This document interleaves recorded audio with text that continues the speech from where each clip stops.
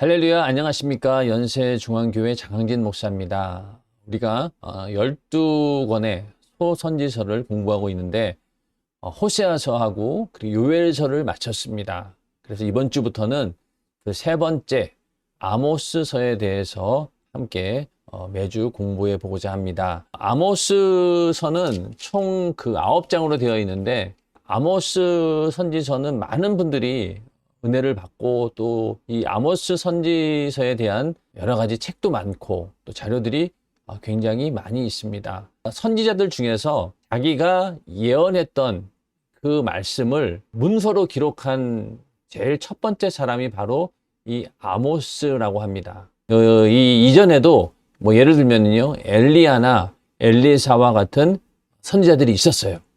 그런데 그 선지자들은 자기가 예언했던 그 하나님의 말씀을 글로 문서로 기록하지 않은 거예요. 그런데 이 아모스 선지자부터 글로 기록하기 시작한 거예요.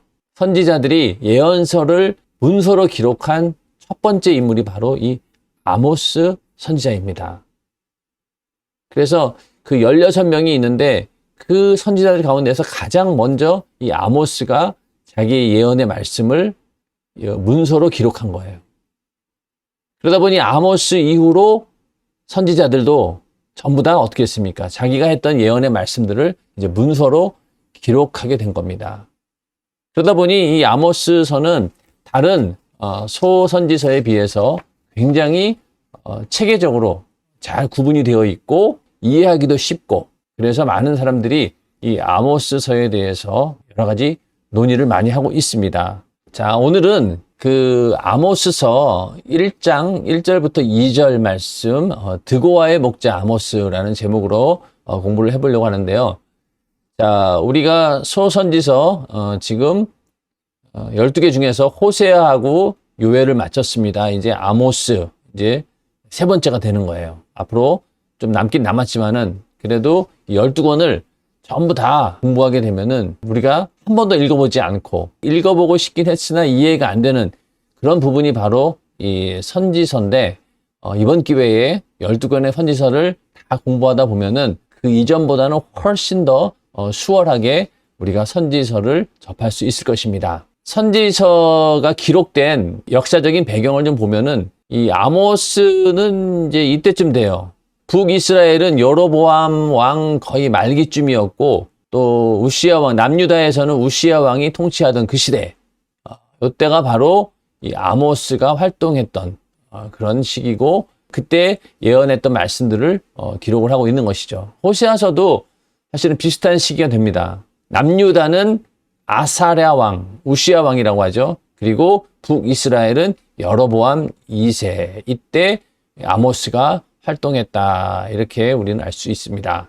자, 1장 1절부터 2절을 좀 읽어보면은요, 유다 왕 우시야의 시대 곧 이스라엘 왕 요아스의 아들 여로보암 시대의 지진전 2년에 드고와 목자 중 아모스가 이스라엘에 대하여 묵시받은 말씀이라. 자, 호세아서도 그렇고요, 요엘서도 그렇고 1장 1절은 항상 보면은 이 예언의 말씀을 기록한 사람이 어떤 사람이고, 이 예언의 말씀을 기록할 당시가 시대적인 때가 언제인지 알 수 있도록 유다 왕, 이스라엘 왕의 이름을 기록합니다. 호세아도 그렇게 기록했었고, 근데 이 요엘서만큼은 그런 기록이 없다, 이렇게 해서 많은 사람들이 요엘서를 가지고 이것은 어느 특정한 시대에 기록했다라기보다는 아주 후대에 여러 예언서들을 취합을 해서 그렇게 종합을 해서 기록한 선지서가 아닌가, 이렇게 추측하기도 합니다. 그러나 이 아모스서는 아주 분명하게 유다 왕 우시야의 시대, 그리고 북이스라엘은 누구냐, 요아스의 아들 여로보암의 시대, 그리고 또 지진이라고 하는 어떤 큰 사건이 있었는데 그 사건 지진 전 2년에 이렇게 구체적으로 역사적인 시대를 얘기해 주고 있습니다. 그리고 드고와 목자 중 아모스.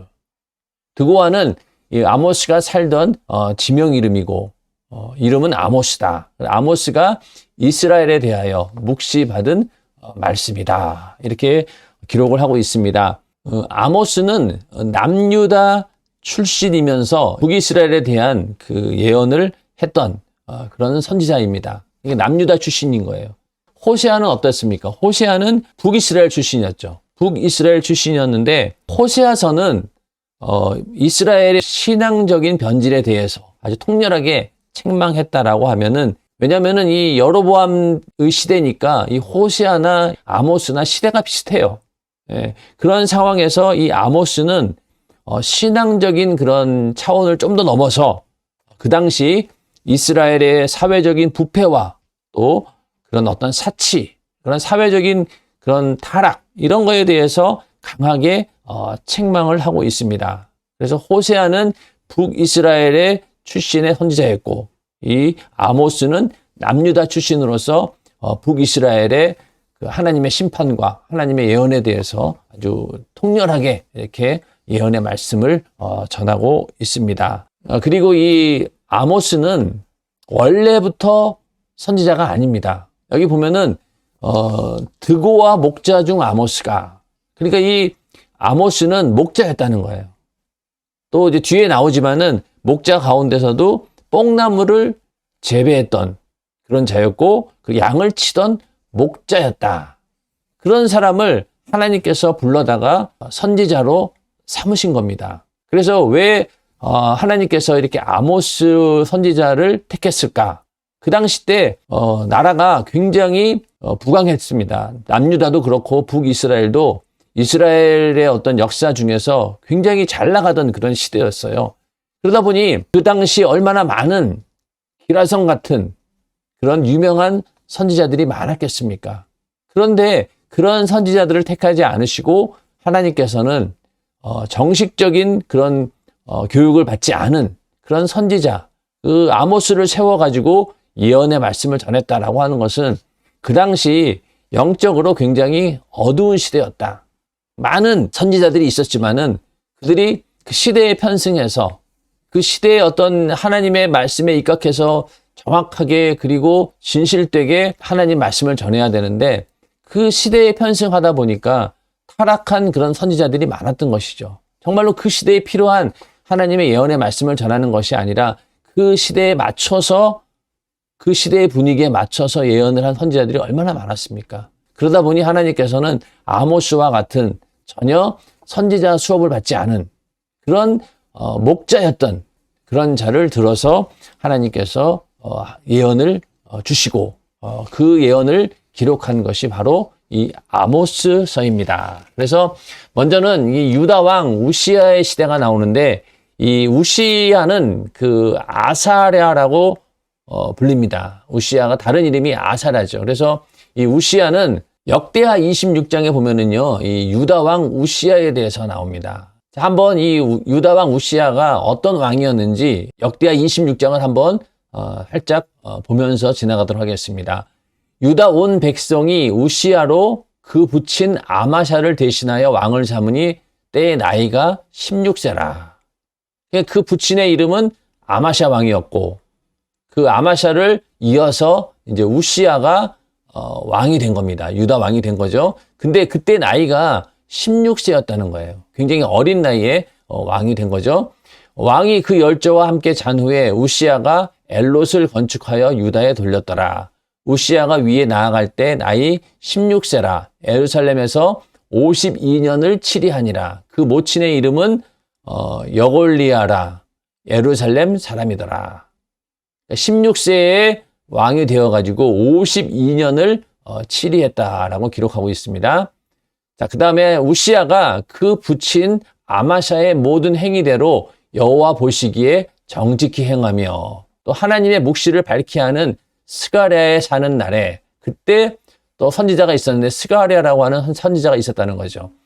하나님을 구하였고 저가 여호와를 구할 동안에는 하나님이 형통케 하셨더라. 그러니까 이 스가랴와 함께 있을 때는 우시야가 하나님을 구하였고 여호와를 구할 동안에는 하나님이 그를 형통케 하셨다는 거예요. 그래서 그 얼마나 형통케 했느냐, 먼저는 군사적으로요, 우시야가 나가서 블레셋 사람과 싸우고, 그래서 이 블레셋 사람과 싸움에서 승리하게 됩니다. 그러면서 그 블레셋 땅을 다 많이 차지하게 되고, 그 다음에 또 여기 아라비아 사람과 마온 사람을 치게 하신지라. 그래서 아라비아 마온까지도 우시아가 정복을 하게 됩니다. 그러면서 암몬 사람이 우시아에게 조공을 바치매 우시아가 심히 강성하여 이름이 애굽 변방까지 퍼졌더라. 그러니까 전쟁하는 족족 이기다 보니까 군사적으로 굉장히 강한 나라였던 거예요. 유다가. 그래서 어떤 또 일을 했느냐. 우시아가 예루살렘에서 성 모퉁이 문과 골짜기 문과 성 구비에 망대를 세워 견고하게 하고 또 거친 땅에 망대를 세우고 물 웅덩이를 많이 팠으니 평야와 평지의 육축을 많이 기름이며 또 여러 산과 좋은 밭에 농부와 포도원을 다스리는 자를 두었으니 농사를 좋아함이더라.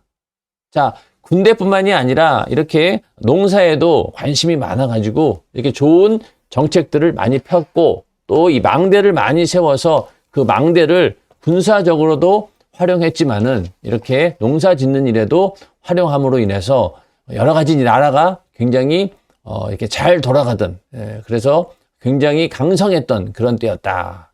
그래서 우시아에게 또 싸우는 군사가 있으니 서기관 여이엘과 영장 마아시아의 조사한 수요대로 왕의 장관 하나냐의 수하에 속하여 때를 지어 나가서 싸우는 자라. 하여튼 뭐 군사적으로 굉장한 그런 장군들도 군인들도 많이 있었다. 그래서 그 숫자가 족장의 총수가 2,600명이니 모두 큰 용사요. 또 그 수하의 군대가 30만 7,500명. 그리고 건장하고 싸움에 능하여 왕을 도와 대적을 치는 자며 우시아가 그 온 군대를 위하여 방패와 창과 투구와 갑옷과 활과 물맷돌을 예비하고 그만큼 이제 군사적인 무기들이 굉장히 많았다라는 얘기죠. 그 시대는요. 그 시대에 이렇게 봤을 때 굉장히 군사력이 강하다라는 것을 보여주고 있습니다. 그리고 또 예루살렘에서 공교한 공장으로 기계를 창작하여 망대와 성곽 위에 두어 살과 큰 돌을 발하게 하였으니 그 이름이 원방에 퍼짐은 기이한 도우심을 얻어 강성하여짐이더라. 그러니까 기계를 만들었는데 왜 우리가 예전에 그 고대 시대에 막 이런 그 전쟁에 보면은 돌을 이렇게 딱 넣어가지고 던지는 그런 기계 있잖아요. 그런 기계를 만드는 거예요.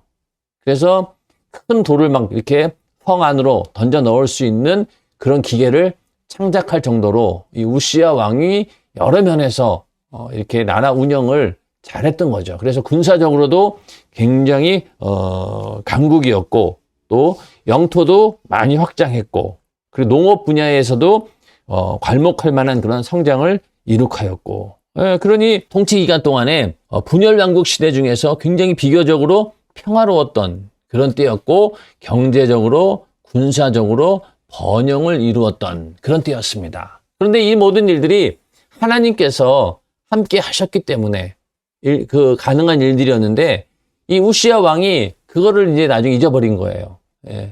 자, 저가 강성하여 짐에 그 마음이 교만하여 악을 행하여 그 하나님 여호와께 범죄하되 곧 여호와의 전에 들어가서 향단에 분향하러 한지라. 강성해지다 보니까 나라가 강성해지다 보니까 그 마음이 교만해가지고 하나님 앞에 악을 행했다는 거예요. 근데 그 악이 뭐였느냐? 여호와의 전에 들어가서 향단에 분향하려 했던 겁니다. 이 분향단에다가 향을 피우는 것은 제사장만이 할 수 있는 일이었는데 자기가 왕인데 뭐 그까짓 거 못하겠어? 이러면서 막 이제 들어갔던 거예요. 자, 17절에 제사장 아사랴가 여호와의 제사장 용맹한 자 80인을 데리고 그 뒤를 따라 들어가서 우시아 왕을 막아 가로되 우시아여 여호와께 분향하는 일이 왕이 할 바가 아니요 오직 분향하기 위하여 구별함을 받은 아론의 자손 제사장이 할 바니 성소에서 나가소서 왕이 범죄하였으니 하나님 여호와께 영광을 얻지 못하리이다. 자, 이렇게 분향하러 들어가니까 이 제사장이 80명을 데리고 와가지고 막은 거예요. 사실 그 왕이 들어와서 분향하겠다고 하는 것을 그 자리에서 막았다라고 하는 것은요, 정말로 목숨을 걸고 그 일을 한 겁니다. 하나님의 법을 어길 수는 없었던 거죠.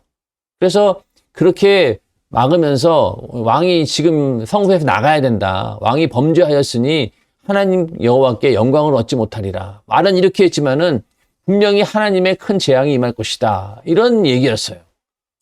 자, 그런데도 그 말을 듣지 않고 우시야가 손으로 향로를 잡고 분향하려 하다가 노를 바라니 저가 제사장에게 노할 때에 여호와의 전 안 향단 곁 제사장 앞에서 그 이마에 문둥병이 바란지라. 자, 그런 얘기에 대해서 빨리 알아채리고 회개하고 그 자리를 떠났으면 괜찮았을 텐데 고집을 피운 거예요. 그리고 향로를 잡고 분향을 하다가 화를 낸 거예요, 또. 누구에게? 제사장에게. 그러자마자 그때 그 이마에 문둥병이 생겨버린 겁니다. 하나님의 저주가 임한 거죠. 그러니까 대제사장 아사랴와 모든 제사장이 왕의 이마에 문둥병이 발하였음을 보고 전에서 급히 쫓아내고 여호와께서 치심으로 왕도 속히 나가니라.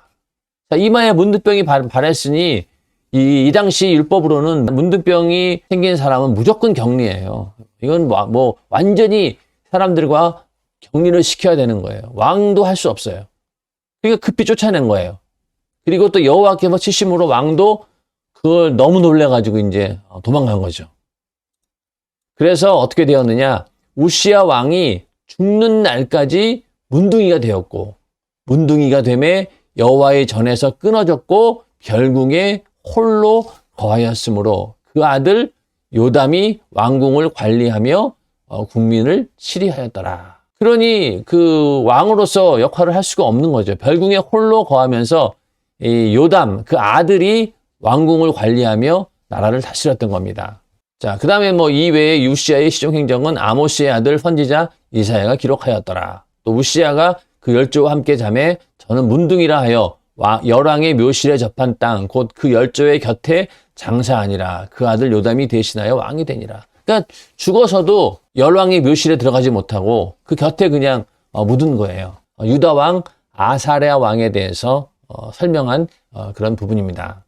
그리고 북이스라엘 왕은 누구였느냐? 요아스의 아들 여로보암이었는데 이 여로보암에 대해서는 우리가 저번에 호세아를 공부하면서 말씀을 드렸죠. 이게 여로보암 이건 2세를 말하는 겁니다. 처음에 북이스라엘을 시작했던, 그러니까 이스라엘이 그 분열이 되어가지고 북이스라엘을 세웠던 여로보암 왕이 있었는데 그 후손 바로 여로보암 2세를 말하는 겁니다. 여로보암 2세. 여로보암 2세 때도 마찬가지로 북이스라엘의 국력이 최대로 융성했던 그런 시기였습니다. 그리고 또 마찬가지로 영토도 확장이 되어 있었고 그리고 또 경제적으로도 굉장히 부유했던 그런 시대였죠. 호세아 선지자의 그 내용도 보면은 이스라엘 백성들이 그렇게 물질적으로 부유를 누리고 또 군사적으로 강성하다 보니까 오히려 하나님을 찾지 않고 그들이 타락한 모습에 대해서 하나님의 어떤 심판과 하나님의 목소리를 전달하지 않았습니까? 마찬가지로 이 아모스 선지자도 이스라엘 시대에 타락한 그런 모습들을 계속해서 지적하고 있는 거죠. 그래서 이 지진전 2년에 드고와 목자 중 아모스가 이스라엘에 대하여 묵시받은 말씀이라. 그러니까 이 아모스 선지자가 누구에 대해서 하신 말씀이에요? 북이스라엘입니다. 이스라엘에 대해서 하나님 말씀을 전하게 되었는데, 그래서 이 지진전 2년에 이렇게 말씀하고 있는 것은 이 아모스가 이스라엘에 있었던 엄청난 강도의 지진, 그 전에 아모스는 그 지진에 대해서 이미 예언을 했다는 거예요. 그리고 나서 그 이후에 2년이 지난 후에 이 아모스가 이 말씀을 기록해서 전해준 겁니다. 그러니 이 아모스가 예언한 그대로 실제로 지진이 일어난 거예요. 그렇게 예언한 대로 지진이 일어나지 않았느냐. 그러니까 아모스 예언이 얼마나 확실하고 권위가 있는지 그것을 보여주기 위해서 이 지진전 2년이라는 말을 기록을 한 겁니다. 그래서 이 지진이 얼마나 큰 지진이었냐면은 그 후대에 한 200년이 지난 후대에 이 스가랴 선지자가 그걸 기록하고 있는 거예요. 여기 보면은 5절에 유다 왕 우시야 때에 지진을 피하여 도망하던 것 같이 하리라. 자, 그 지진이라고 하는 것은 하나님의 심판과 재앙으로 자주 나타나는 자연현상입니다. 그래서 유다 왕 우시야 때 그런 지진을 피하여 도망한 것처럼 너희도 지금 스가랴가 예언하던 그 시대에도 그런 지진이 일어난다라고 하는 거예요. 그 정도로 이 스가랴가 200년이 지난 후에도 이때의 지진을 기억하고 또 기록한 것을 보면은 이 지진이 엄청나게 큰 지진이었다.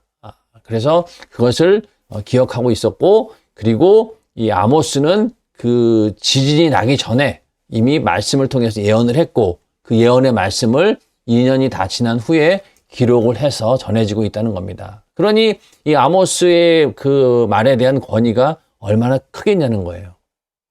이 지진이 일어난 것을 직접 경험한 자들 입장에서는 이 아모스의 이 말씀이 엄청나게 권위가 있는 것이죠. 그래서 그러한 권위를 부여하기 위해서 지진 전 2년에 드고아의 목자 중 아모스가 이스라엘에 대하여 묵시받은 말씀이라 이렇게 기록을 하고 있습니다. 드고아는 그 예루살렘 남쪽 한 16km 지점에 위치한 해발 840m의 고원지대라고 합니다. 그러니까 그 고원지대다 보니까 목축을 하기가 좋은 그런 장소였겠죠. 거기서 목축도 하고 뽕나무도 재배했었다라고 이제 나중에 또 기록을 하고 있습니다. 그런데 여기서 이제 많은 사람들이 이 아모스가 목자라고 하니까 굉장히 가난한 그런 목자였다라고 이렇게 생각을 했었는데, 이 목자라고 하는 말의 원어를 잘 따져보니까 이것은 그냥 가난한 목자가 아니라 상당히 부유한 목축업자를 가리키는 말이다. 그래서 이 아모스는 많은 그 목자를 거느렸던 그런 사람이었다. 그리고 또 이 아모스가 이 아모스서를 기록하면서 여러 가지 이제 자료들을 인용을 하는데, 특히 그 모세오경에 대해서 굉장히 많이 인용을 합니다. 만약에 그 가난한 목자, 그냥 볼품없는 목자였다라고 하면은 그런 것들을 인용할 수가 없는 거예요. 그런데 이렇게 모세오경에 대해서 여러 인용을 한 것을 봤을 때 이가 그래도 상당한 정도의 학식을 갖춘 자가 아니겠느냐, 이렇게 추측을 하고 있습니다. 그래서 이런 아모스, 드고아의 목자 중에 아모스, 그래서 이 목자 출신, 그러니까 그 선지자들 중에서 자기가 이전에 어떤 출신이었다라고 얘기한 선지자는 아모스밖에 없어요. 그래서 그런 아모스가 이스라엘에 대하여, 북이스라엘이죠, 거기에 대하여 묵시받은 말씀이다, 예언의 말씀이다, 이렇게 1장 1절은 기록을 하고 있고요.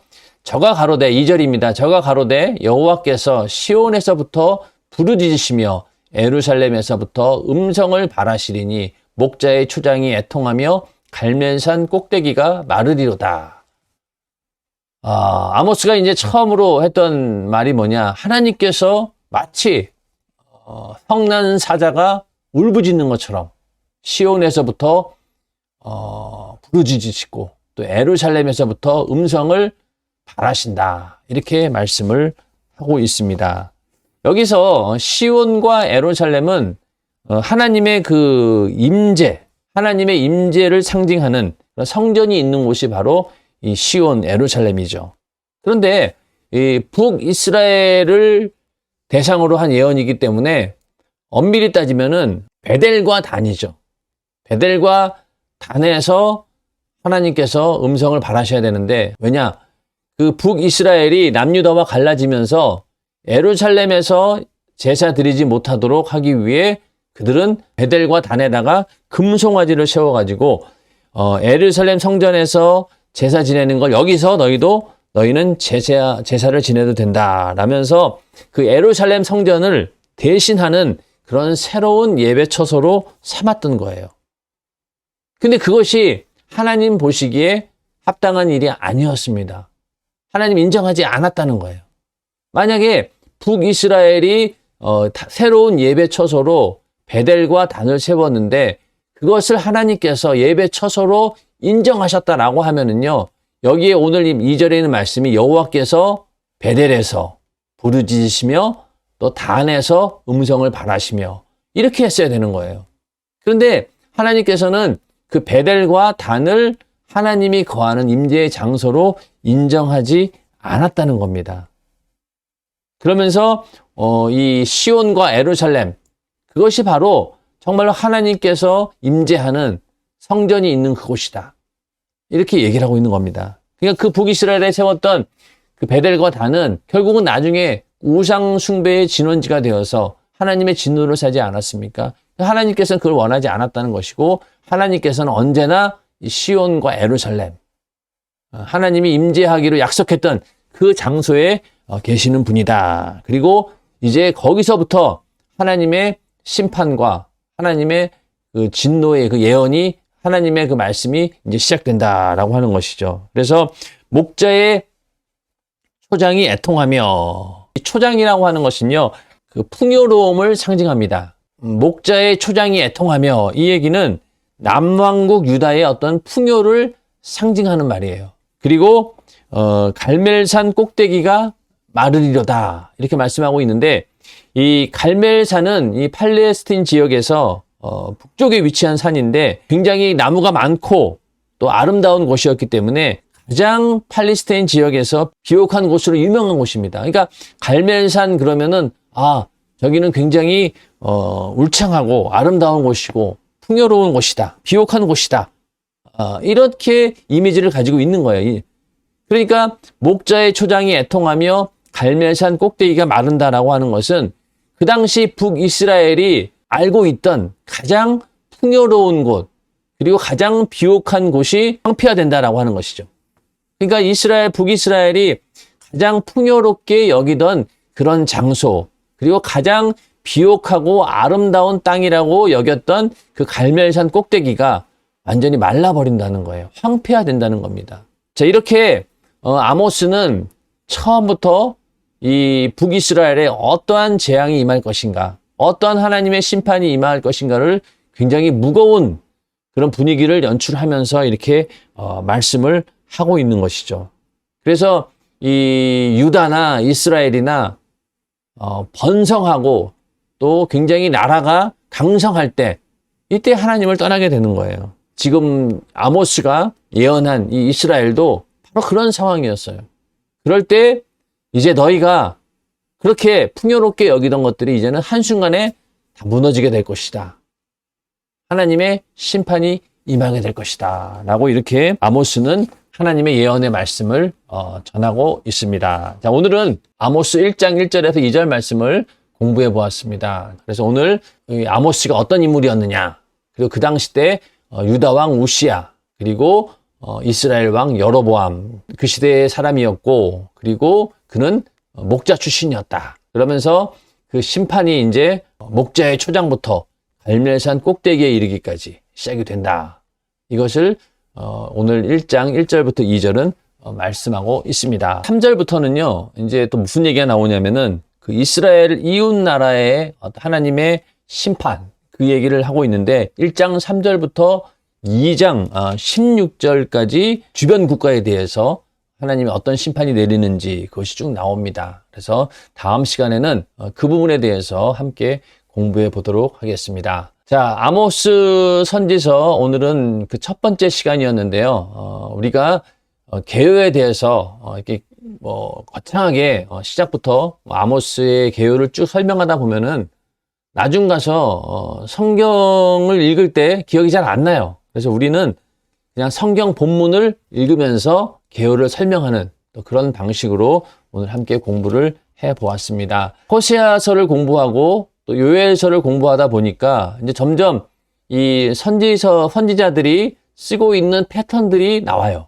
대부분 시작하는 것도 비슷하고요. 전개하는 방식도 굉장히 유사하고, 또 표현 방식도 지명이라든가 그 시대 사람들이 충분히 공감할 수 있는 그런 요인들을 가지고 예언의 말씀을 전하는 것을 보게 됩니다. 그러다 보니까 이제 아모스를 공부하다 보면은요, 이제 많이 익숙해져 가는 거예요.